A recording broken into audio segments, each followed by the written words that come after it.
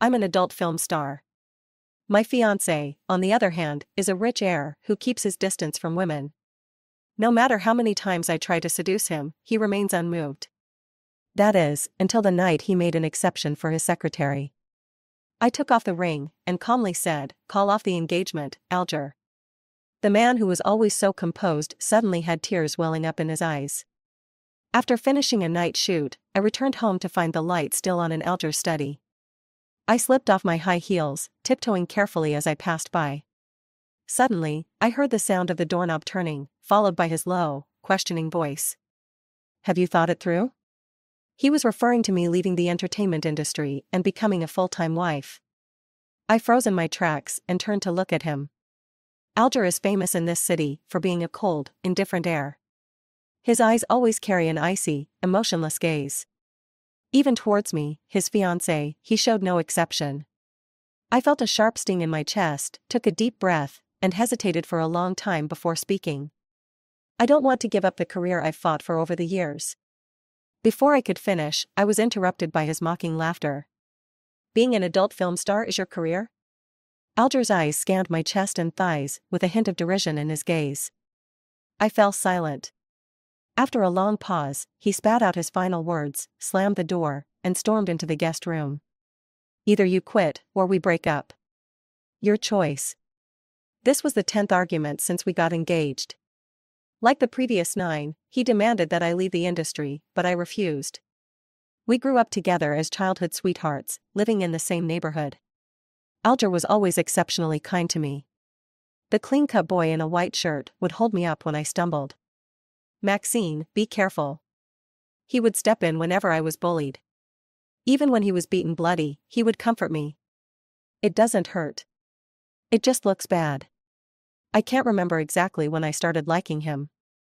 All I remember is that summer when I was 17. He slipped a ruby ring onto my ring finger, his smile pure and bright.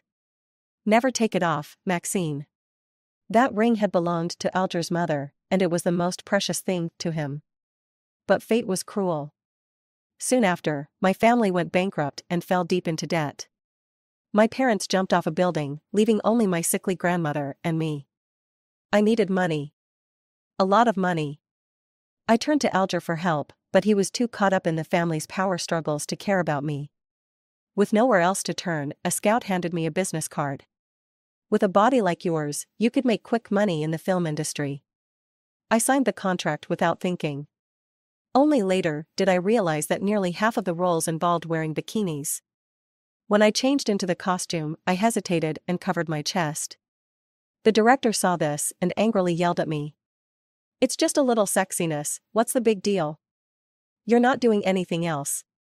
Put away that ridiculous pride. You still want to make money? Either act, or get out." Thinking of my grandmother's expensive surgery, I gritted my teeth and let go of my hands. That movie made me famous overnight, and endorsements came pouring in. But with success came a heavy price. I was labeled as an adult film star. No matter how many serious roles I took on afterward, or how many different characters I portrayed, whenever people mentioned me, they would laugh and tease. "Maxine? Yeah, she's got a hot body."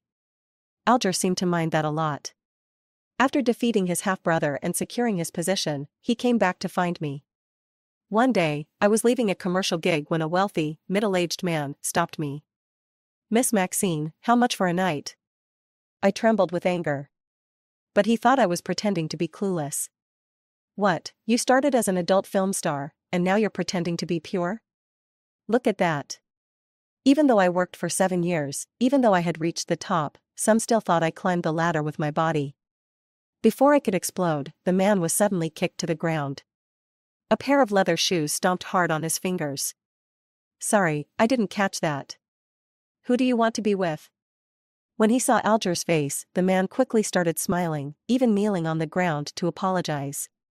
After the commotion ended, Alger, with a cold face, yanked me into his arms. His hot breath brushed against my ear. "After all these years, is this how you've been ruining yourself?" I lowered my gaze, running my fingers over the ruby ring on my finger, and suddenly laughed out loud. Yes. No one helped me, so I had to rely on myself. Alger stared at me for a long time, his expression softening, and then he hugged me tighter, almost crushing me into his chest. It's my fault for coming too late. The rest of the night flowed naturally. But for some reason, just as we were about to take the final step, Alger pushed me away. His eyes were unreadable. Have you been sullied? In that instant, I froze. A wave of bitterness and disbelief overwhelmed me, and tears fell without warning. When he saw me crying, Alger panicked. He kept apologizing to me. Maxine, I'm sorry. I spoke without thinking. Don't cry. It hurts me to see you like this. Let's get engaged again, okay? You won't have to work so hard anymore. I choked on my words, unable to speak. But what Alger didn't know was that without that role, without those film contracts, my beloved grandmother would never have made it this far, and I could never have paid off the debts by myself. What he despised, my past, had actually saved me from disaster. Pulling myself out of the memories, I knocked on the guest room door, trying for one last effort. Alger sat on the couch, looking up with a determined gleam in his eyes. Have you made up your mind? I sat down across from him, ready to speak candidly, but my phone rang, cutting me off. Alger glanced at the caller ID, then turned his phone face down. The entire process took less than 3 seconds, but I still managed to catch the name in the contact. Nina. Alger's secretary. In my first year in the entertainment industry, he met Nina, a graduate from a prestigious school. She helped him seize power and rise to the top. The two of them had been through a lot together, and their relationship was close. Aren't you going to answer? It might be urgent. I reminded him. Alger frowned and immediately hung up the call. What's urgent? Go on, continue. I took a moment to gather myself, then told him everything that happened during the past 7 years, how I went from an unknown actress to a top star. At first, Alger listened intently, very seriously. But gradually, he began glancing at his phone. Finally, when the phone rang again, he stood up and interrupted me. I've got something to do. You go ahead and sleep, don't wait for me. The door slammed behind him, and that's when I realized how urgent his departure had been. So I didn't hesitate. I immediately got in the car and followed him. When I saw Nina wearing a bikini, hooking Alger's tie, all the blood in my body froze. She mimicked the expression I had in that movie, smiling seductively. Does Maxine know that you despise her for being an adult film star, but still have me dress up as her to please you? Between me and her, who do you prefer? Alger clearly enjoyed this, pulling her into his arms, raising an eyebrow, with a smirk. Of course, it's you, babe. Then why didn't you answer my call? Were you with her? Stop overthinking. Touch her? I think she's dirty. Satisfied with his answer, Nina smiled and kissed him on the lips. The two of them embraced and walked into the villa. I stood there for 2 hours. The cold began to seep through my limbs, slowly creeping into my heart. In the 6 months since we got engaged, Alger had never touched me. Every time things got heated, he would stop, gently kiss my forehead, and go to the bathroom to shower. I tried everything to seduce him, but he remained unmoved. Let's leave this for our wedding night, okay? At that moment, I truly believed him. But just now, he was with Nina. I stumbled back home and sat in the living room all night. When dawn broke, the door at the entrance opened. Alger probably didn't expect me to be waiting for him. When his gaze met mine, he froze for a few seconds before snapping out of it. He furrowed his brow in concern, picked me up in his arms, and carried me to the bedroom. Why aren't you sleeping? I told you, you don't have to wait for me. I smelled a strange sweet fragrance on him and slowly pushed his hands away. I'm not leaving the industry, Alger. The moment the words left my mouth, he seemed to find it absurd.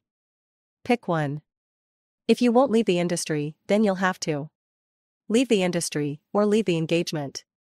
Alger was sure I loved him too much to walk away. Are you joking, Maxine? I met his disbelieving eyes, my voice quiet but firm. You asked me to choose, and I choose my career. My family went bankrupt, I hit rock bottom, and Alger wasn't by my side. I didn't blame him. I understood that his situation at that time was difficult too. But last night, when he said, touch her, and I'll think she's filthy, it felt like a sharp knife stabbed deep into my heart. It hurt so much, like my insides were being torn apart. The man I had loved for 7 years suddenly seemed like he didn't love me anymore. I closed my eyes wearily, forcing back the tremor in my voice. It's over, Alger. When I finished speaking, I saw the always composed son of the Shin family suddenly tear up. His neck muscles tensed as his breathing quickened. He grabbed my wrist roughly, his voice tight. Do you really like being an escort so much? So much that you'd give up being the wife of a wealthy family? Or is it because I forced you to choose, and that upset you? Before I could answer, he forcibly slid the ruby ring back onto my finger. Stop saying hurtful things. Go get some rest. When you wake up, we'll talk. The door gently closed behind him. I curled my fingers, my gaze fixed on the clear, sparkling ruby. 7 years had passed, and it still gleamed brightly. But the young man who gave me the ring seemed to have died back in the summer of his 17th year. The phone on the table vibrated twice. I answered it, and Susan, my agent, let out a distressed wail. Our endorsement deal just got cancelled, and the show you're filming? The production team suddenly replaced you. The penalty fees already been transferred to my account. That was supposed to be your biggest job this year. Who's behind all this? I quietly listened, then hummed in response. Susan, who had been with me since my debut, knew my temperament well and immediately sensed something was off.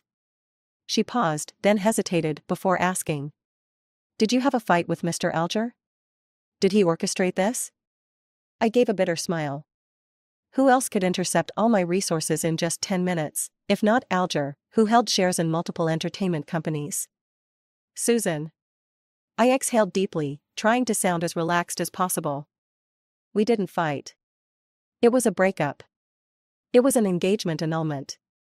But clearly, Alger wasn't accepting it. After hanging up, the room fell silent again. From the kitchen just a wall away, there was a faint sound. I opened the bedroom door and stepped into the living room, where I saw a familiar figure standing by the counter. Alger had changed into casual home clothes, tied an apron around his waist, and was patiently simmering fish soup. His sleeves were rolled halfway up, and his bangs hung down, softening his features. You're awake? He noticed me watching him from the corner of his eye, then looked up, a small smile tugging at the corner of his lips. Perfect timing, I made fish soup. Try it, I remember you used to love it. He ladled a bowl of creamy white soup and handed it to me.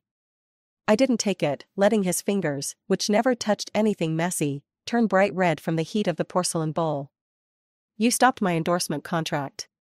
I asked him directly. Not in a questioning tone, but as a statement.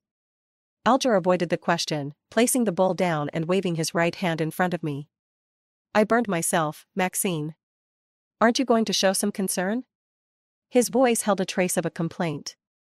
For the first time, he, the high and mighty figure, cooked, and a few drops of hot oil splashed on his hand, turning it bright red in an instant. He sighed quietly, almost like a dog trying to apologize after upsetting its owner. Seeing as I'm injured, please don't be angry with me, okay? When I stayed silent, he seemed to think I had calmed down and moved in to hug me. I took a step back, meeting his surprised gaze with a steady look. At 26, Alger certainly seemed to love me. His bank account had no spending limits, I could buy a private jet, and he wouldn't bat an eye. Some people advised him not to spoil me too much, and he just smiled and replied. I earn money, so my wife can spend it. Recently, on my grandmother's 80th birthday, he turned down all his social engagements to celebrate with me. My grandmother took my hand and quietly asked how we got together. He was peeling an apple and answered for me. I decided on her when I was 17. It sounded pretty nice, right? But behind my back. Not only did he cheat with Nina, but he also called me filthy. Thinking of that, I bitterly shook my head. I'm not angry. I made myself clear. Annul the engagement. The last sentence seemed to strike a nerve. Alger's expression darkened instantly, his smile fading, and his gaze turned icy. I've lowered myself to comfort you. What more do you want? He seemed genuinely furious. But I remained unmoved, coldly staring at him. Unable to get through to me, Alger softened his tone and gently coaxed. It's all about the industry, right? I blocked your resources because I don't want you to be in the spotlight. If you really don't want to leave the industry, you could work behind the scenes. I don't want my wife to become the topic of other people's conversations. Finally, he said it out loud. Topic of conversation? Because I debuted as an escort? Alger rubbed his temple, not directly answering my question. But I knew what he was thinking. That's not the point. Be good. Let's not waste the time we have loving each other on fighting. Loving each other? But Alger, you betrayed me long ago, didn't you? What's love got to do with it? I chuckled bitterly, suddenly wanting to tear away his fake mask. I saw everything. I locked eyes with Alger's confused gaze. Staring into his eyes, I made him remember, word by word. Last night, when you said you were busy, were you at Nina's place kissing her? That was a long, long silence. Time seemed to stand still. I tried to find something in Alger's eyes, even the smallest trace of guilt would have been enough. But there was nothing. All I caught was a fleeting panic in his gaze. Maybe he finally remembered how he had stabbed me in the back right in front of Nina. Between her and me, who do you prefer? Of course, it's you, baby. Then why didn't you answer my calls? Are you with her? Why are you imagining things? I wouldn't touch her, I think she's disgusting. Even after a night had passed, thinking back to this conversation still left me breathless, with a suffocating pain in my chest. Alger's face faded from color inch by inch until it turned ashen. He struggled to call my name. Maxine. Negative emotions came rushing toward me like a tidal wave. My eyes burned, and I fought back tears, refusing to let them fall. I hadn't done anything wrong. I wasn't the one who betrayed. Why should I cry? But the tears came anyway, like pearls falling from a broken string, unstoppable. Alger was the same as always. When he saw me cry, he lost all composure, hastily reaching out to wipe away my tears. I pulled away from his touch. His heart ached at my movement, his lips trembling as he hoarsely explained. Maxine, listen to me. It was just a fling with her, nothing serious. The only person I love is you. Really, I'll send her away right now. Don't be angry, please forgive me, just this once. I had never seen such panic and helplessness in Alger's eyes. Suddenly, I couldn't help but laugh. Forgive you? At the sound of those words, Alger's eyes, once like still water, suddenly sparkled with hope. He thought I would forgive him. How laughable. Forgive you, and then after we reconcile. Keep wondering whether you'll end up in someone else's bed the next time you work late or attend a social event. Or whether I'll spend each day questioning and worrying about what you said behind my back, calling me dirty? I looked at him coldly, the tears slowly falling from my eyes. Do you know, Alger? A betrayer is never worthy of forgiveness. He could barely stand, as if his soul had left his body. He couldn't even muster a single retort. All he could do was whisper my name again and again. His breath uneven. In the end, even he didn't know what to say. Was he going to confess his love for me? Or continue begging me to forgive him, tears streaming down his face? I didn't look at him anymore. I took off my ring, placed it on the countertop, and turned to leave. Alger rushed after me, wrapping his arms around me from behind and resting his chin on my shoulder. A few sobs escaped from his throat. Where are you going? Don't leave me, don't be so heartless. I really know I was wrong, please give me one more chance. I pulled away with all my strength, stepping back. Until the door opened. He tried to grab my hand, but only caught empty air. I looked at him with red eyes and forced out a bitter smile. Alger, I'm not dirty. But you're filthy. He froze in place, not daring to take another step forward. Are you scared, Alger? The great, untouchable you, are you afraid of my leaving? But the first one to let go was you. Half an hour later, I was back at my own place. Susan and my assistant were squatting by the door, clearly having been waiting for me for a long time. Are you okay? Are you hungry? I bought you your favorite soup dumplings. My assistant asked carefully.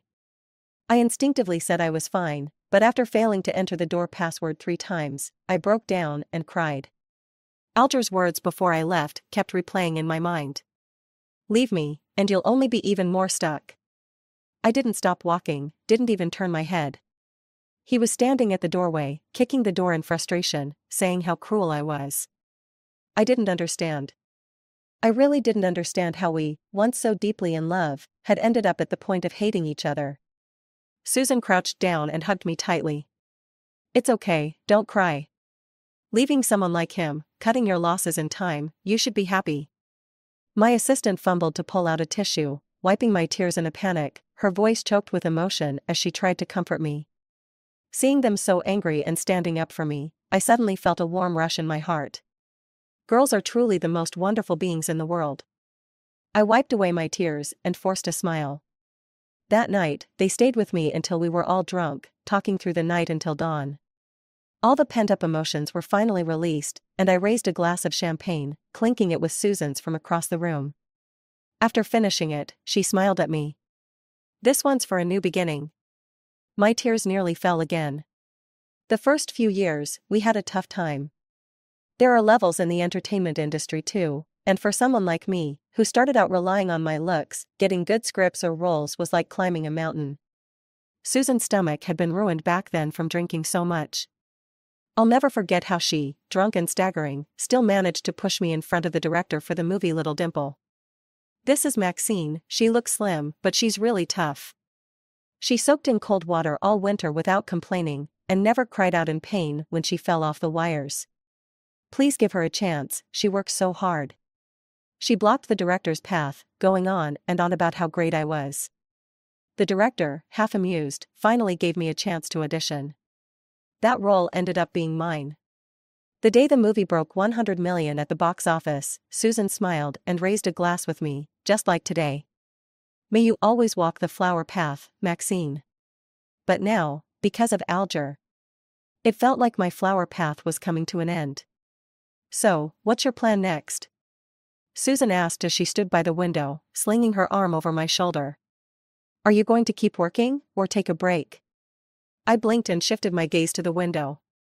The night was cool and still, the once bustling city now blanketed in silence. Only a few scattered lights remained, shining on the late-night wanderers, silently guiding them home. After a moment of hesitation, I softly said, Susan, I think I want to go back home and visit Grandma. In March, at my hometown, a spring rain had just fallen. I held an umbrella as I walked toward Grandma's house, when a few snippets of conversation floated into my ears. Did you hear? Brian is coming here tomorrow to shoot a film.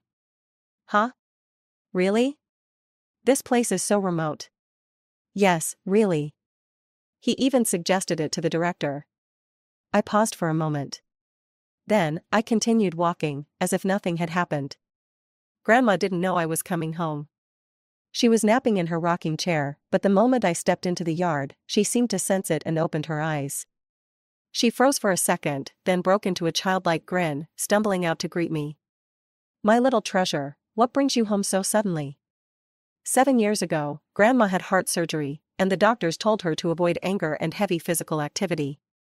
I rushed to her, smiling as I linked my arm with hers. I missed your cooking, Grandma. She playfully pinched my nose and teased me for being a little glutton, then looked behind me several times. Where's Alger? Didn't he come with you this time? Hearing his name, my throat tightened, and tears welled up in my eyes. I hadn't intended to tell Grandma, but since Mom and Dad passed away, she was my only remaining family. How could I hide this from her? So, I threw myself into her arms, letting the tears fall freely. We've separated. I originally thought she would ask me what happened, or maybe subtly ask for the reason. But she didn't. She just looked at me gently and tucked the stray hair behind my ear. You can make any decision, and I will support you unconditionally. In that moment, what was I thinking? I was thinking, how could I have such a wonderful grandmother? I really, really love her.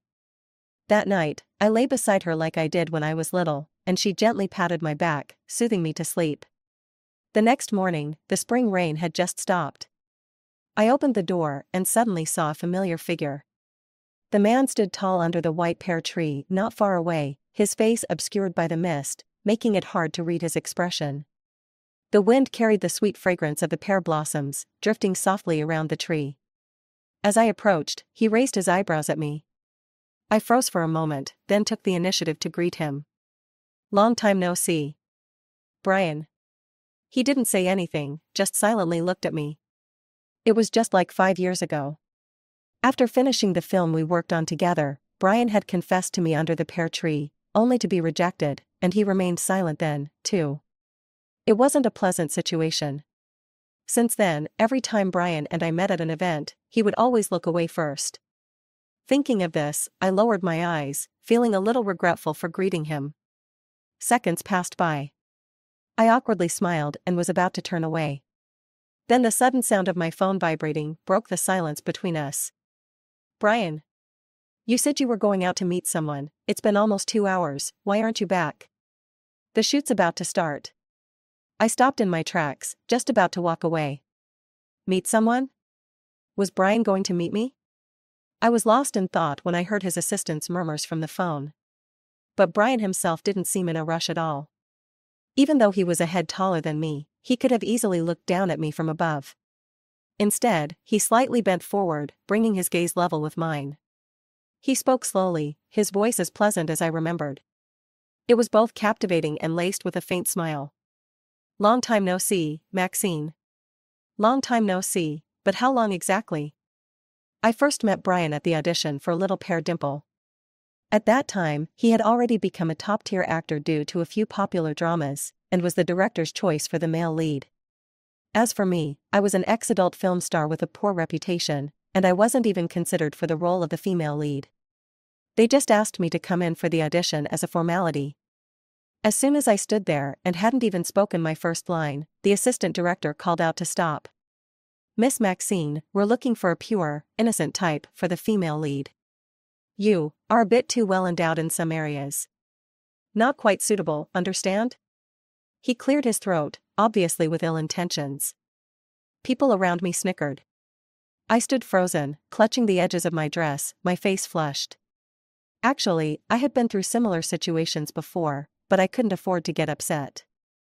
Otherwise, it would only make it harder for Susan to fight for resources for me in the future. The mocking laughter still echoed in my ears. Then, suddenly, a clear male voice cut in. Is this funny? Brian stood at the door, a cigarette between his fingers, coldly scanning the room. His gaze eventually landed on the assistant director. You're fired. The assistant director clearly wasn't pleased and raised his voice to question. The director hasn't said anything yet, who do you think you are to fire me? The room fell into a deathly silence. The director's face turned pale. Brian flicked the cigarette away, lazily raising his eyes to squint at him. Sorry, but this is actually my decision. After all, Charlie is my father. I remember Charlie was the biggest investor in this film. For him, rearranging the crew was just a matter of making a call. The assistant director was immediately stunned and, as he was forced out, kept apologizing to me, hoping I would intercede for him. But I didn't. I wasn't a saint. After this little incident, Brian and the director sat at the front, intently watching my performance. The female lead of Little Pear Dimple was a pure college girl who was kidnapped and forced into the world of prostitution, but then met the man who would rescue her. I spent 3 months getting into the character's psychology, figuring out the tone of each line and the micro-expressions. No one knew that, for those 10 minutes of screen time, I had practiced countless times in private. So, when the director shouted cut, I was still immersed in the role, a tear hanging from the corner of my eye. Brian, ever the gentleman, handed me a tissue and complimented me seriously. Good performance. I'm not sure if it was just my imagination, but I thought I saw appreciation in his eyes. The contract was signed on the spot, and I was so excited that I rushed to the stairwell to call Susan and share the good news. When I came out, I found someone standing outside. Brian had his hands in his pockets, leaning against the wall, with a cigarette between his lips. He must have wanted to find a quiet place to smoke, but had stopped when he heard someone inside. I politely smiled at him, preparing to walk past. Brian tilted his head slightly and called out to me. I turned around to look at him, and suddenly he went silent. Those dark eyes of his were like the full moon after the fog had lifted from the sea, bright, yet distant. After a long while, I finally heard his soft voice. Congratulations. My leading lady. I remember Brian wasn't the type to get involved in other people's business, but that time, he unexpectedly stood up for me. After joining the crew, I asked him why. The afternoon sunlight poured into the lounge. Brian stood by the window, reading the script, not even lifting his eyelids, before casually answering my question. It's just wearing a swimsuit. Why should that be something to be stigmatized? I didn't expect him to be so straightforward. I froze for a moment. Brian didn't wait for my response, lightly closed the script, and walked toward me. We locked eyes for a second or two, and he gave me a small smile. What women wear in front of the camera is their own choice. And this industry is filthy, there are so many men having one-night stands and cheating. Why isn't anyone criticizing them, but they're so harsh on the women who have made a film? Brian looked at me earnestly and reached out, gently ruffling my hair. If you ever hear those rumors again, stand up for yourself.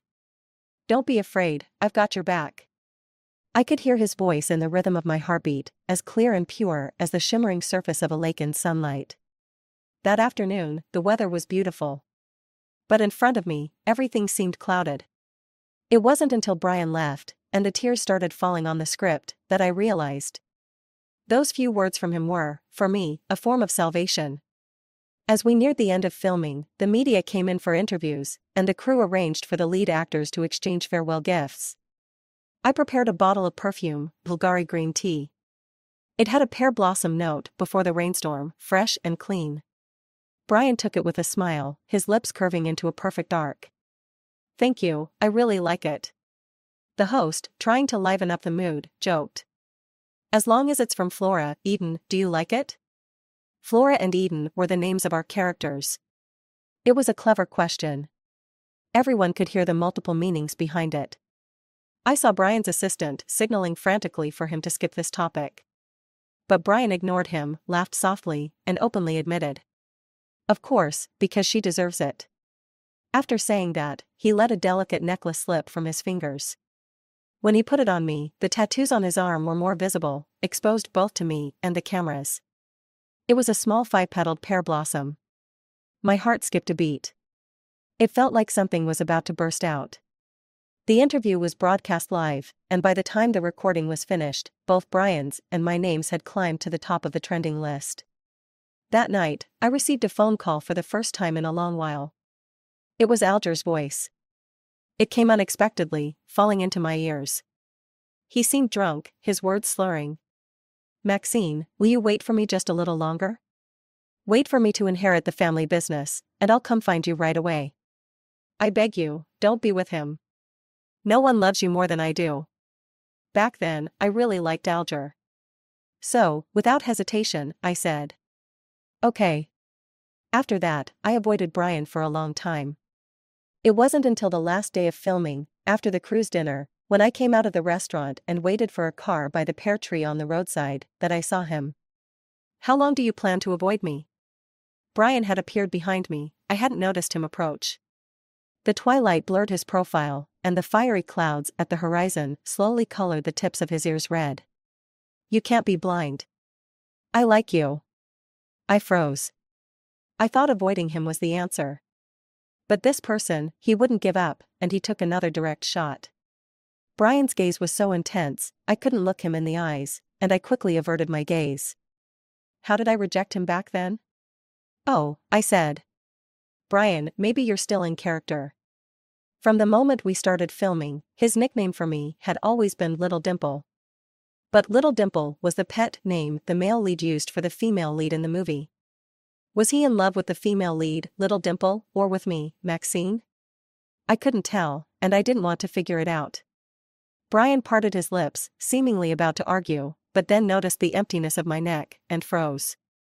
I took out the necklace from my bag and handed it back to him. The ruby ring he had worn that night immediately made his eyes flash red. That evening, Brian silently stared at me for a long time. Before we parted, he smiled bitterly. Fine.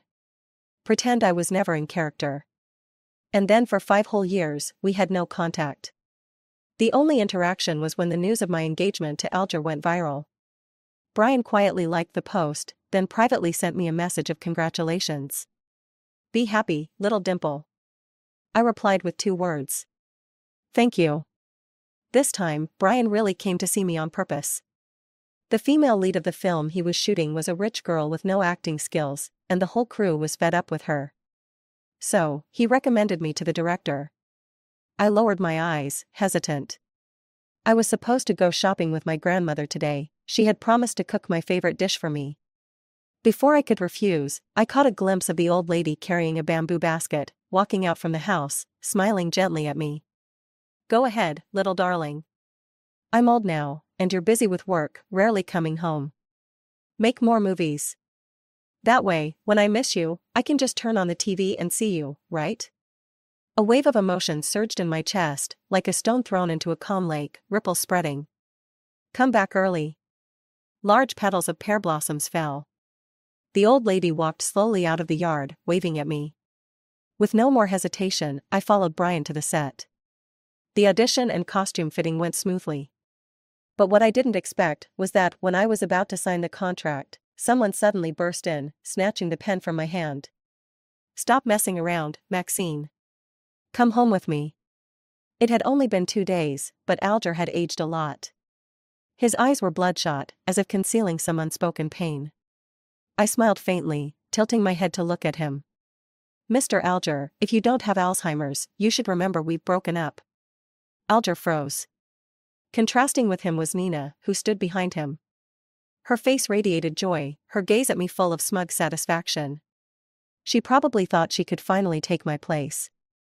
But the next moment, Alger shattered her fantasy. You were the one who broke up with me. I didn't agree, Maxine.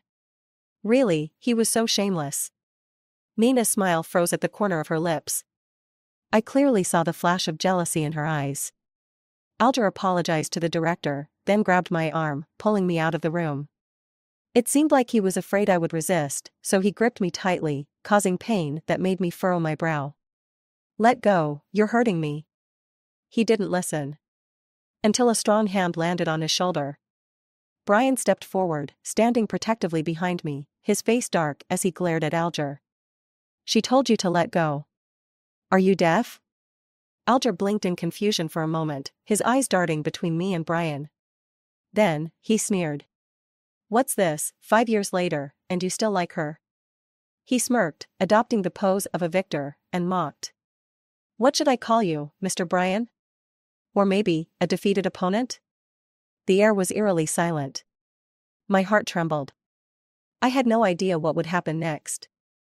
Brian's hand, hanging at his side, was clenched into a fist, veins standing out. After what seemed like an eternity, I finally heard his response. His voice was low, but firm. You won, but did you ever cherish her? The answer was clear, crystal clear. Alger pursed his lips and said nothing. He extended his hand toward me, the ruby ring lying in his palm, smiling at me as if trying to please me. Come here. I promise I'll never hurt you again. That smile was too pure. For a moment, I felt dazed. It was as if I saw the 17-year-old Alger smiling at me. Back then his eyes held only me. But I knew very clearly, he had changed. He was no longer my Alger. I trembled slightly, suppressed the turmoil inside me, and smiled calmly at him. I don't need this kind of promise. I've said it before, Alger. I won't forgive you, and I'll never go back. I kept my word. Alger's face turned pale as a sheet, instantly drained of color. I turned away and didn't look at him again, walking away without a second glance. My wrist was grabbed tightly. I turned around. Alger's eyes were red, stubbornly staring at me, his lips curling into a mocking smile. A stack of photos rained down on me. They fell like an unending snowstorm. I stood there, the sound buzzing in my ears, seeing Alger's lips move as if he were saying something. Then, Brian punched him hard, and the two men began struggling, the scene descending into chaos. When all the photos hit the ground, I trembled and started picking them up. My mind slowly began to clear. The shrill screams of women, the low curses of men, almost pierced my eardrums. I heard Alger shout. What about you, Maxine? How many men did you sleep with to get the role? I cheated just once, and you're still holding it against me. What are you pretending to be? I don't remember how I left. I was shaking all over. When I came to, I was already in Brian's car. He had a bruise on the corner of his mouth, and the back of his hand was scraped, blood oozing out in small beads. Despite the pain, he carefully covered me with a blanket. I remembered Alger's last words as I left. "Look, we're the same, dirty." I clutched my head in agony. My phone in my pocket buzzed furiously, with more and more search terms related to my name popping up. Hashtag Maxine scandal, hashtag. Hashtag Maxine backers, hashtag. Hashtag Maxine 7 years of climbing, hashtag. The pictures weren't blurred, all of them were taken when I was crouching on the ground, dazed, picking up those photos. Someone had taken the photos on purpose. Netizens zoomed in on the images, comparing them to stills from the movie I debuted in. In the end, they noticed the exact same red mole on my chest. And thus, the internet erupted into a frenzy. In just 10 minutes, the comment section was flooded with millions of distasteful words. They had never really thought about it, that red birthmark wasn't on some private part of my body. Anyone who's watched a movie would know that.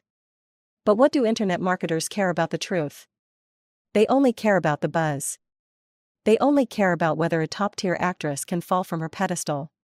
I gave a bitter smile and curled up in the back seat, tears streaming down uncontrollably. A battered hand from the front seat passed me a tissue. I didn't take it. I grabbed his sleeve and, struggling to speak, parted my lips. "It's not me. The person in the photo isn't me." Brian didn't hesitate for a second. He reached over and held my hand tightly. "I know." The afternoon sunlight slanted across him, and the determination and sincerity in his eyes reminded me so much of 5 years ago. In the break room, Brian had told me word by word. Wearing a bikini wasn't something to be stigmatized. And now, as he gently wiped away my tears with his thumb, he softly comforted me. "I believe in you. Don't cry, okay? Stay strong.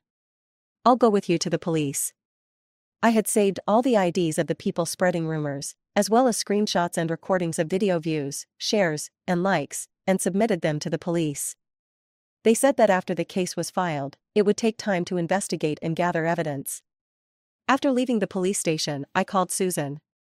She reassured me. "Don't be scared. The company has already blocked the photos and sent lawyers' letters to a few of those troublemaking accounts. For the next few days, I'll be online watching, reporting anyone who dares to spread this." Brian, showing great tact, stepped aside and leaned against the front of the car, quietly watching me. After a while, he seemed to think of something. He took out his phone from his pocket, furrowed his brow, and typed a few words. My phone buzzed. The screen lit up. Brian had shared the statement I posted on my social media 5 minutes ago. A person who never posts updates had made his first post about me. 6 words, brief and to the point. "Stop spreading rumors." He was the first person to speak up for me. Brian's fans, who adored him, were active in controlling the comments under my post, and the public sentiment seemed to be shifting in my favor. But soon, a flood of paid commenters started to invade. It felt as if an invisible hand was orchestrating them, determined to nail me to the pillory. Hashtag heir to the group, Alger, breaks off engagement with Maxine, hashtag. Hashtag Maxine, the discarded heiress, hashtag. These two trending topics suddenly emerged, pushing this absurd spectacle to a new height. I clicked on the latest interview video. Alger didn't appear, and Nina responded on his behalf. She smiled softly in front of the camera, but when she mentioned my name, her eyes were filled with venom. "Maxine? I don't know her. I vaguely heard that she's quite reckless in her personal life.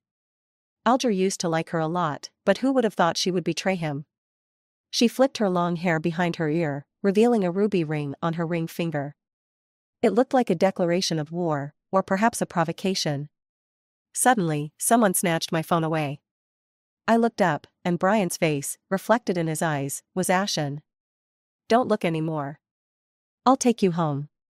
Your grandmother is waiting for you." Right, Grandma was waiting for me at home. After all this, it was already nightfall. She must have been anxiously waiting. I rushed to go home, but at the alleyway, I bumped into the neighbor's grandmother. She rushed towards me, and a terrible premonition suddenly rose in my chest. Your grandmother's heart condition flared up. I ran back home like a madwoman, finding Grandma lying stiffly on the floor. The neighbor said that while talking with her, Grandma had seen my news, gotten agitated, and called Alger. Something in the conversation triggered her condition. The ambulance arrived quickly, but the doctors' faces were grim, and I didn't dare ask any questions. I was afraid of hearing something bad. When we reached the hospital, my legs were so weak that I stumbled as I got out of the car, collapsing to my knees. I didn't catch up to Grandma, just watching as they wheeled her into the emergency room. Brian picked me up in his arms and gently set me down in the family waiting area. We had rushed out without wearing masks. People were coming and going, holding up their phones, taking pictures, and it wouldn't be long before it hit the trending charts. But I had no energy to care about them. Cold sweat soaked my back, and my mind was consumed by one thought. I just wanted Grandma to survive. As long as she was safe, I would trade anything. I buried my face in my arm, staying perfectly still in that position. Until someone sat beside me. When I looked up, I saw that the crowd of onlookers had been asked to leave. I hesitated and whispered, "Brian, I'm so scared." His warm, dry hand covered mine, but I could clearly feel him trembling too. His voice, lighter than air, responded, "I'm here. Don't be afraid." I lowered my head even further, muttering to myself, "It's all my fault. I should have gone back earlier. I should have realized Grandma would confront Alger. She loves me so much. Seeing that news, she must have been so angry. Wait, Alger. What exactly did he say to Grandma?" I fumbled to pull out my phone, but before I could dial, a hoarse male voice called from the end of the hallway. "Maxine." Seeing the culprit, I rushed over and slapped him hard across the face. Alger turned his head away from the blow, pressing his tongue against his cheek, but he didn't lose his temper.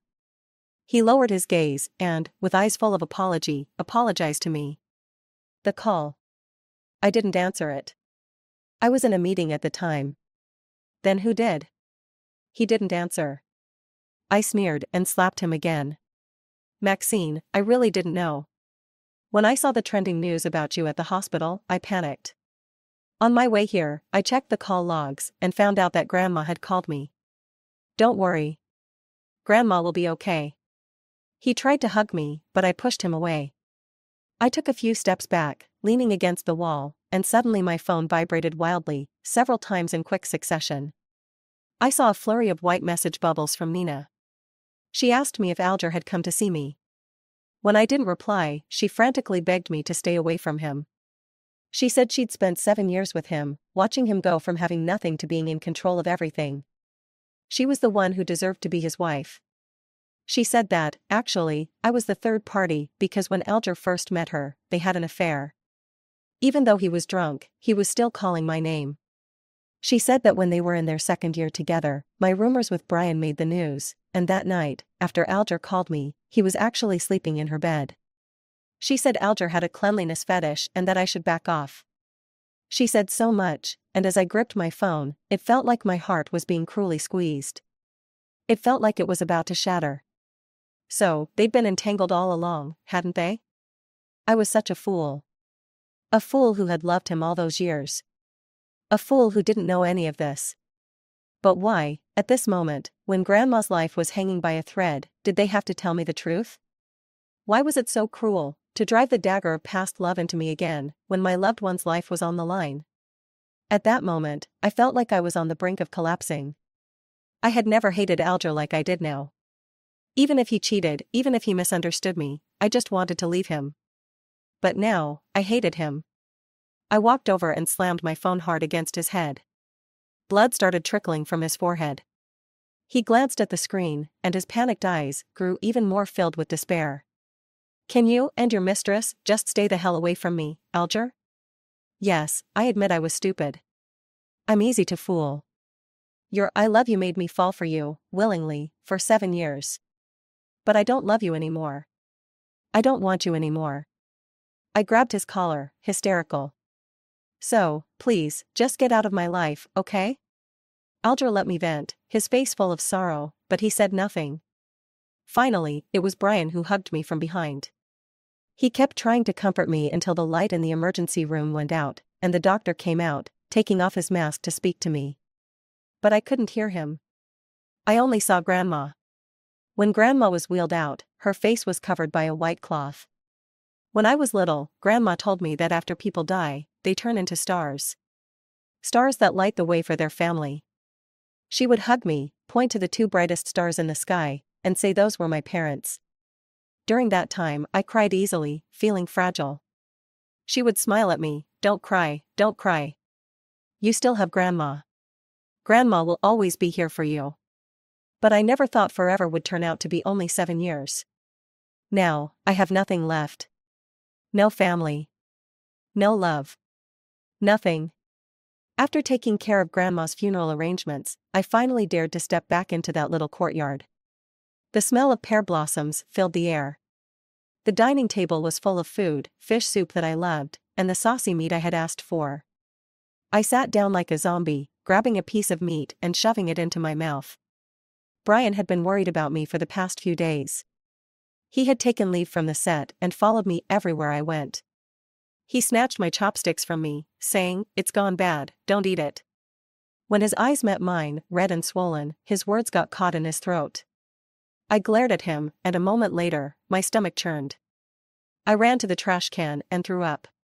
He squatted beside me, patiently rubbing my back. "If you want to cry, just cry." Since I heard about Grandma's passing, and saw her cremated alone, I had stayed calm. But now, hearing these words, I completely broke down. That day, I almost lost control. I clung to Brian's arm, my tears and snot staining his shirt. When I grew tired of crying, I collapsed into his arms. His hands gently supported my waist, and he laid me down on the bed. I had a dream. Grandma was in it. She smiled at me and said she would protect me. Sure enough, when I woke up, the police had issued an official statement. After technical analysis, the so-called sexy photos were found to be digitally altered. The person in those photos wasn't me at all.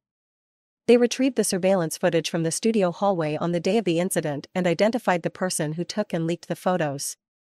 From there, they followed the trail and found Nina. They traced her back to the mastermind behind it all. I was called to the police station to confirm the case, and as I was leaving, I brushed past him. I recognized him. He was the old man from 6 months ago, who had asked me how much for a night and had been forced to kneel and apologize to me by Alger. He had lost face, held a grudge, and hired someone to make a set of fake photos using AI. Originally, he wanted to ruin my reputation with some false rumors. But when Nina found out, she bought the photos for a high price, then passed them on to Alger. She intentionally misled him into believing the person in the photos was me. And just like that, the truth came out. When I stepped out of the police station, several media outlets were already gathered outside, and microphones were shoved into my face. Questions were thrown at me one after another. "Brian was the first to speak up for you. What's your relationship like off-screen? Alger's secretary framed you. Did you two have a history? Will you get back together with Alger?" I smiled at the camera and only answered the last question. No. As Susan escorted me into the car, I rolled down the window and saw Alger not far away. He looked exhausted and vulnerable. When he heard my answer, his dry eyes shimmered with unshed tears. It seemed like he had something to say, but in the end, he kept quiet. The car started. I didn't look back. 3 days later, I officially joined the set. Susan looked worried and asked, "Are you sure you don't want to take a break?" I understood what she meant. Grandma had just passed away, and I had been through a public online attack. Now, after clearing my name, I was jumping straight into high-intensity work. She was afraid I wouldn't be able to handle it. I remembered something she had told me before and smiled faintly. No rest for me. I'm going to walk the flower path forever. This way, I could live up to all the hard work she had put in over the years. The film was shot in a small town, and I stayed there for over 2 weeks. Then, one day, I received a long handwritten letter. It was from Alger. He had hurried back to city not long ago. He heard that Nina had been dumped by him and had turned to seduce his half-brother. The battle over company shares had reached a boiling point. Under such circumstances, he actually had the time to write to me.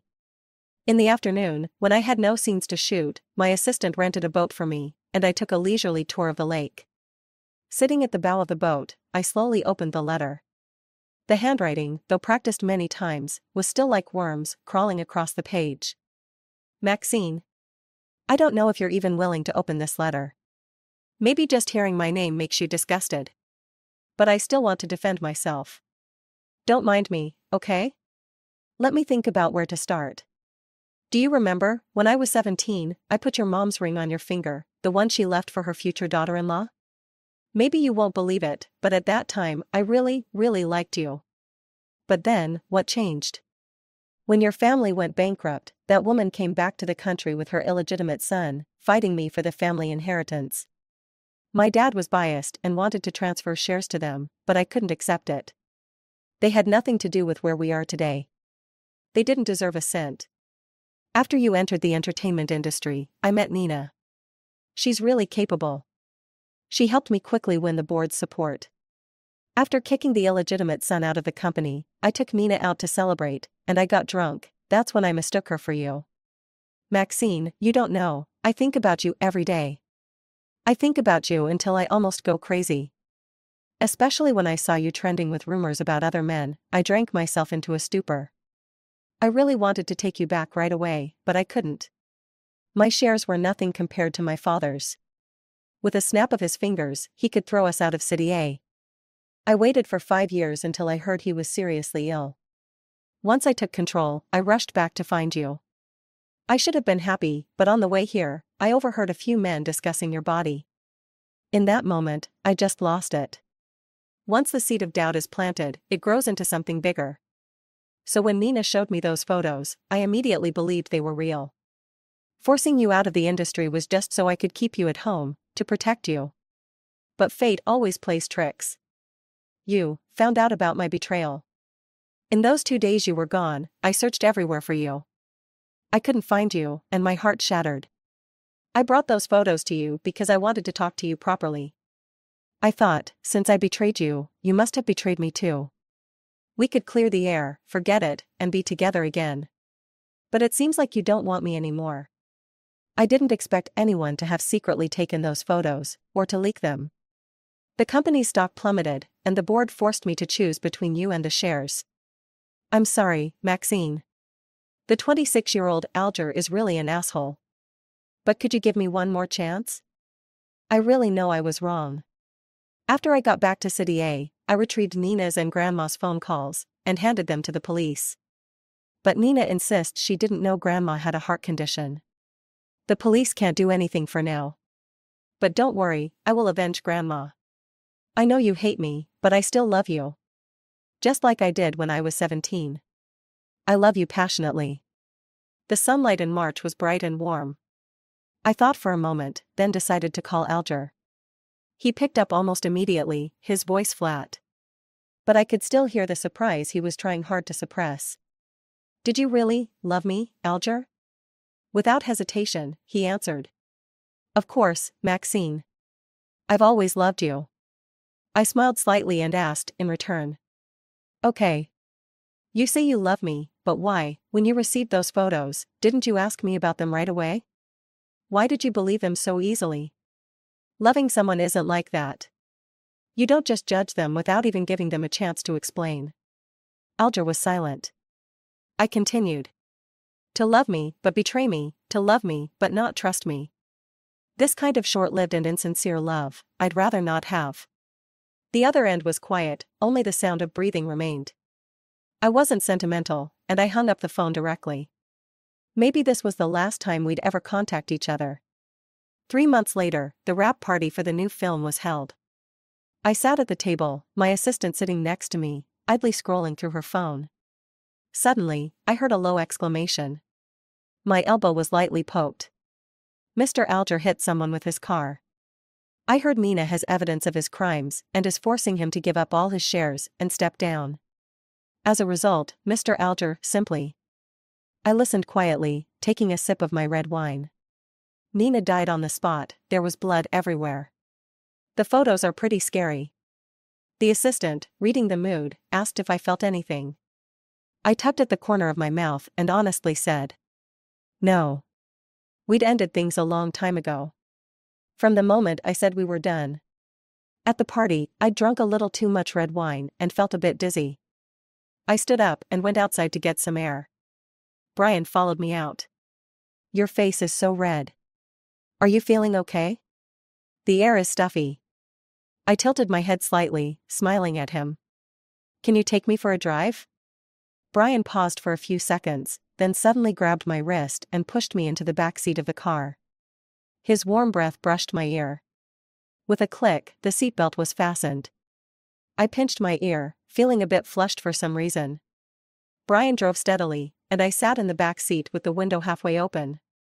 The heavy summer evening breeze helped clear away some of my unpleasant thoughts. A few times, I unconsciously lifted my gaze. Brian's eyes met mine in the rearview mirror. The tattoo of pear blossoms on his arm was still striking. I instinctively turned my eyes away. But then I heard him speak softly. It's been 5 years. We've worked on 2 films together. I've long since fallen out of character. I closed my eyes, listening to the sound of the necklace dangling inside the car. A sudden sharp break. The fresh, clean scent of pear blossoms drew near. Can you open your eyes and look at me? My leading lady. End of the story.